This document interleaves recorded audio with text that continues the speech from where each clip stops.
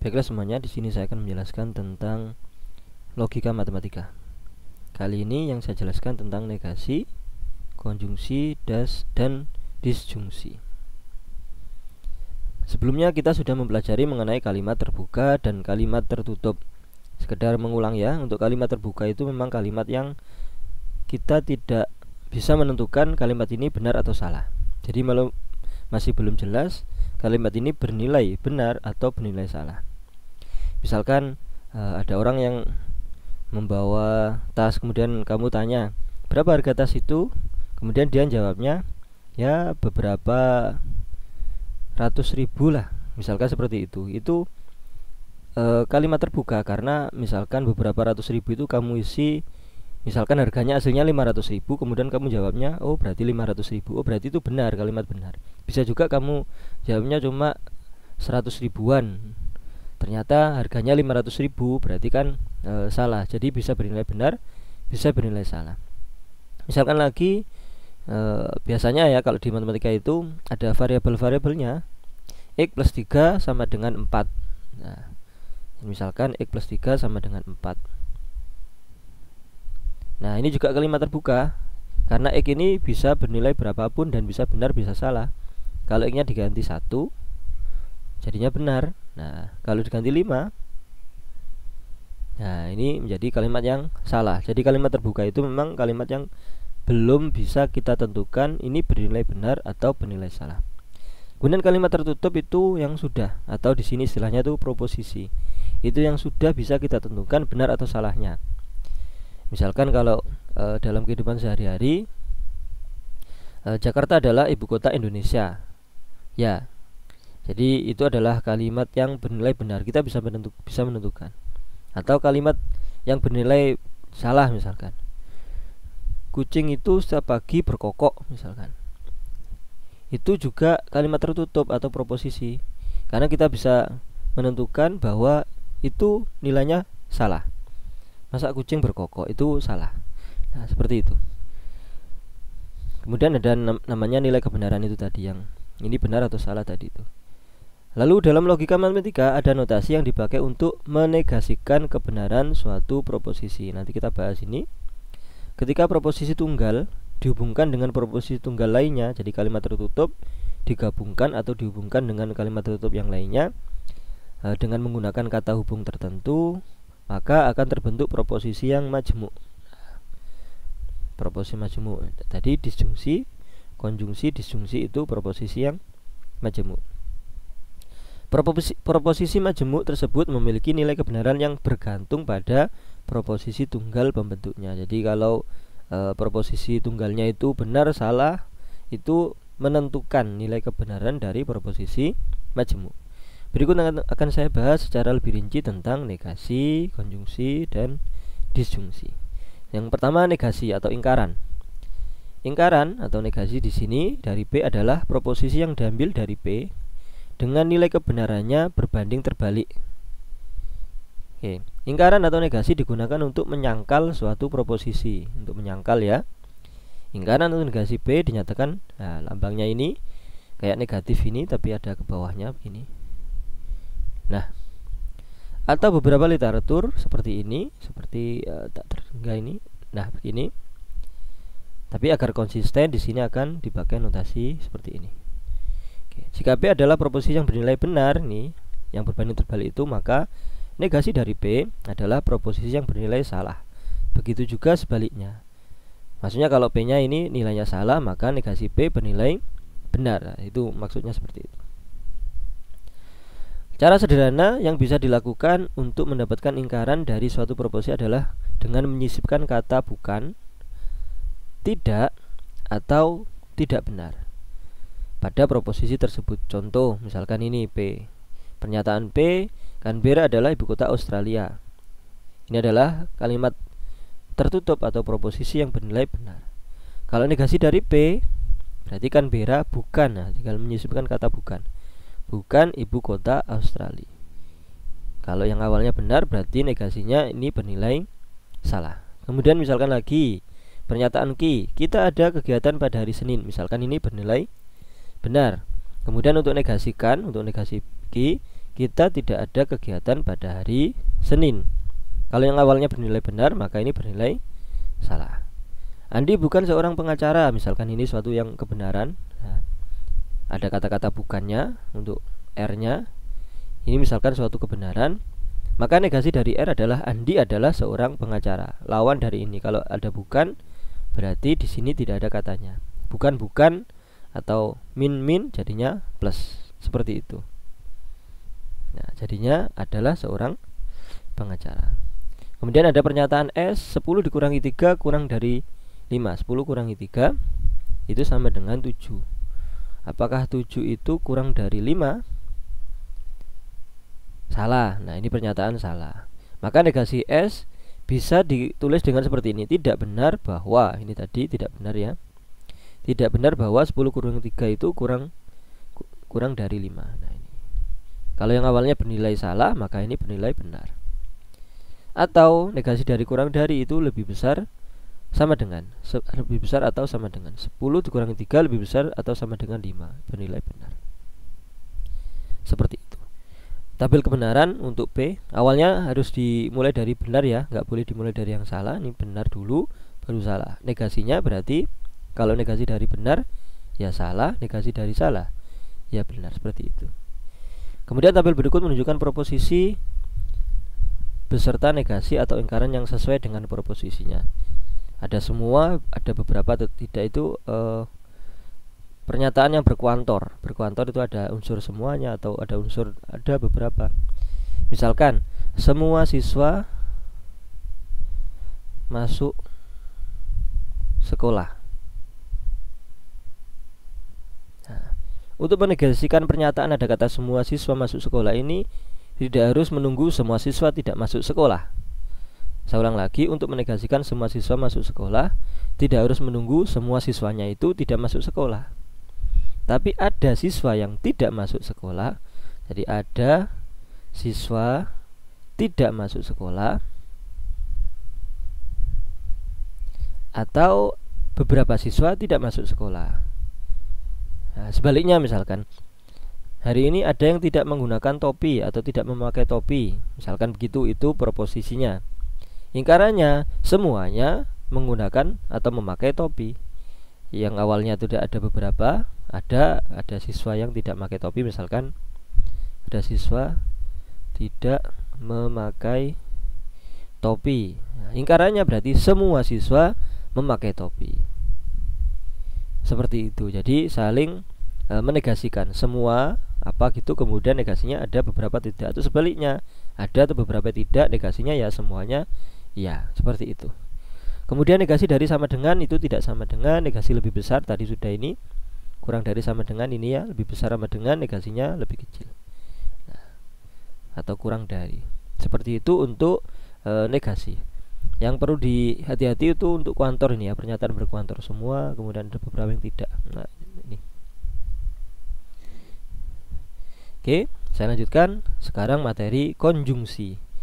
Konjungsi dari dua proposisi P dan Q adalah proposisi majemuk yang merupakan gabungan dari dua proposisi dengan menggunakan kata hubung dan. Konjungsi itu menggunakan kata hubung dan. Nah, seperti itu. Ketika konjungsi digunakan, maka dua proposisi akan menjadi satu proposisi. Disebut sebagai proposisi majemuk. Kata dan dalam matematika selanjutnya disimbolkan dengan notasi ini ya, seperti V tapi terbalik. Nah, ini adalah dan. Berikut ini beberapa contoh proposisi majemuk yang memuat konjungsi. Misalkan Andi anak yang rajin. Ini P, pernyataan P. Kemudian pernyataan Q, Andi anak yang pandai. Kalau kita gabungkan dengan dan, berarti Andi anak yang rajin dan pandai. Nah, ini tabel kebenarannya nanti sesuai dengan, nanti saya jelaskan sesuai dengan ini proposisi yang tunggal. Untuk yang proposisi majemuknya. Misalkan lagi 16 adalah bilangan kuadrat. Nah, ini benar, kemudian 16 adalah bilangan ganjil, ini salah. P dan Q 16 adalah bilangan kuadrat dan ganjil. Nah, dari sini kan bisa kita nilai toh. 16 adalah bilangan kuadrat dan ganjil itu suatu hal yang salah. Nah, tapi jelasnya nanti di tabel kebenaran. Kata hubung dan dalam konjungsi dapat diganti dengan kata tetapi. Misalkan dia masuk sekolah tetapi tidak menggunakan seragam, ya tetapi itu bisa mengganti kata dan. Kakaknya berparas cantik tetapi adiknya berparas kurang cantik, misalkan begitu. Itu juga kata ganti atau kata lain dari dan. Sehingga juga sama ya. Dia bangun kesiangan sehingga berangkat ke sekolahnya telat, itu sama dan. Walaupun juga sama, meskipun maupun dan kemudian juga sama. Selama artinya tetap sama, itu bisa mengganti kata dan. Nilai kebenaran proposisi majemuk yang dihubungkan oleh konjungsi bergantung pada nilai kebenaran masing-masing proposisi tunggal. Tadi sudah tak jelaskan proposisi tunggal pembentuknya, yaitu mengikuti ketentuan P dan Q akan bernilai benar jika kedua proposisi P dan Q bernilai benar. Kalau keduanya benar, baru P dan Q bernilai benar. Nah ini saya kasih contoh, misalnya saya mengatakan tadi malam saya makan bakso dan minum es degan. Nah berarti saya makan bakso, saya minum es degan itu tadi malam. Berarti ada 4 kemungkinan. Yang pertama, tadi malam saya benar makan bakso dan minum es degan. Maka ketika saya mengatakan tadi malam saya makan bakso dan minum es degan, berarti saya jujur dan berkata benar. Maka nilainya adalah benar kalau dua-duanya benar. Saya benar-benar makan bakso, saya benar-benar minum es degan, baru bernilai benar. Tapi misalkan saya malam makan bakso tapi minumnya selain es degan, entah itu es teh, entah itu air putih, air mineral, ya maka saya sudah bohong. Jadi ketika saya ngomong tadi malam saya makan bakso dan minum es degan, padahal saya makannya cuma bakso, minumnya es teh, berarti saya sudah bohong. Berarti itu adalah suatu hal yang salah. Berarti ini salah. Berarti satunya benar, satunya salah, maka itu adalah hal yang salah. Meskipun satunya benar, saya benar-benar makan bakso. Kemudian ada kemungkinan ketiga, saya tidak makan bakso meskipun minumnya es degan. Jadi yang satunya minum es degan ini saya benar, tapi saya makannya itu mie ayam misalkan. Maka saya juga bohong dan mengatakan hal yang salah. Apalagi saya tidak makan bakso juga tidak minum es degan, saya tidak melakukan dua-duanya, maka jelas-jelas saya salah. Nah, artinya konjungsi dua pernyataan bernilai benar hanya jika keduanya bernilai benar. Nah, ini tabel kebenarannya. Ini harus surut seperti ini ya. Maksudnya proposisi pertama itu harus benar dulu.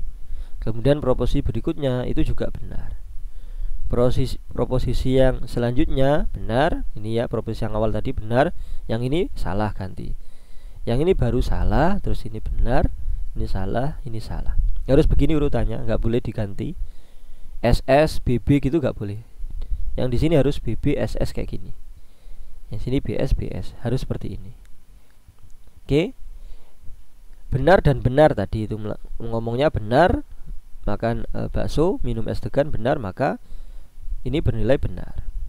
Yang ini nggak minum es degan, maka ini salah. Ini nggak makan bakso berarti salah. Yang ini nggak makan bakso, nggak minum es degan, tambah salah. Nah seperti itu. Ini adalah tabel kebenaran untuk konjungsi. Sekarang disjungsi. Disjungsi itu dari dua proposisi P dan Q adalah proposisi majemuk yang merupakan gabungan juga dari dua proposisi tersebut dengan penghubung katanya adalah atau. Kalau disjungsi itu atau. Ketika disjungsi digunakan, maka dua proposisi akan menjadi satu proposisi, disebut sama kayak tadi ya, proposisi majemuk. Kata atau dalam matematika selanjutnya disebut dengan notasi V gini ya, seperti huruf V. Nah, itu adalah notasi atau, biasanya himpunan penyelesaian gini ya, X sama dengan 5 atau X sama dengan min atau X sama dengan 7 bisa begini. Nah, ini atau. Oke, kalau dan lambangnya yang begini tadi, itu yang konjungsi. Oke, disjungsi dalam keseharian memiliki arti ganda, yaitu ada yang disjungsi eksklusif sama inklusif. Misalkan ada kalimat, setelah lulus SMP, Tony akan melanjutkan pendidikannya ke SMA atau SMK. Nah, kalimat ini ditafsirkan bahwa Tony akan melanjutkan ke salah satu dari dua pilihan sekolah yang diberikan. Tidak mungkin keduanya sekaligus. Nah, kata penghubung atau di sini disebut sebagai disjungsi eksklusif. Bahwa disjungsi itu ya harus milih salah satu. Nah, itu eksklusif. Tidak mungkin dilakukan dua-duanya. Itu namanya disjungsi eksklusif. Beda halnya dengan disjungsi inklusif, yaitu kata ataunya memperbolehkan kita untuk memilih dua-duanya sekaligus. Seperti pada kalimat dua bilangan yang habis dibagi 2 atau habis dibagi 5. Bisa memilih dua-duanya, habis dibagi 2, bisa juga dipilih habis dibagi 5. Misalkan saya bawa spidol gitu ya untuk ke kelas gitu. Misalkan spidol gini. Misalkan saya nyuruh silakan nulis di papan tulis atau kerjakan itu di papan tulis dengan menggunakan spidol yang ini. Ini misalkan warnanya satunya merah, satunya hitam misalkan. Yang hitam atau yang merah. Nah, ini bisa milih salah satu, bisa milih dua-duanya juga. Jadi ya, bisa misalkan ini ternyata spidol hitam di tengah nulis kok mati, berarti bisa menggunakan warna merah. Berarti itu disjungsi inklusif. Nah, ketika muncul istilah disjungsi di sini, telah disepakati bahwa yang dimaksud adalah disjungsi inklusif yang bisa milih kedua-duanya. Oke ya, disjungsi di sini yang dibahas adalah disjungsi inklusif, bukan yang eksklusif. Perhatikan contoh-contoh proposisi majemuk yang dihubungkan dengan menggunakan disjungsi sebagai berikut. Misalkan P, kucing adalah hewan karnivora. Kemudian yang pernyataan Q, kucing adalah hewan berdarah panas. Kucing adalah hewan karnivora atau hewan berdarah panas. Oke. Kemudian P, 7 adalah bilangan prima, benar. Q, 8 adalah angka ganjil, ini salah. P atau Q, 7 adalah bilangan prima atau 8 adalah angka ganjil. Ini bernilai benar. Kenapa? Karena tadi inklusif, kita bisa milih salah satu atau milih dua-duanya juga boleh. Milih salah satu berarti yang ini benar. Nah, milih yang benar, boleh, bisa. Atau nanti lebih jelas di tabel kebenaran. Nilai kebenaran proposisi majemuk yang dihubungkan oleh disjungsi bergantung pada nilai kebenaran masing-masing proposisi tunggal pembentuknya, yaitu mengikuti ketentuan. Ini ketentuannya. P atau Q akan bernilai benar jika setidaknya salah satu proposisi bernilai benar. Jika setidaknya atau minimal salah satunya benar. Nah, lebih jelas tabel kebenaran ini. Sama ini ya, BBSS harus begini, kemudian ini BSBS harus begini juga. Nah, P atau Q benar atau benar, benar. Benar atau salah, benar juga.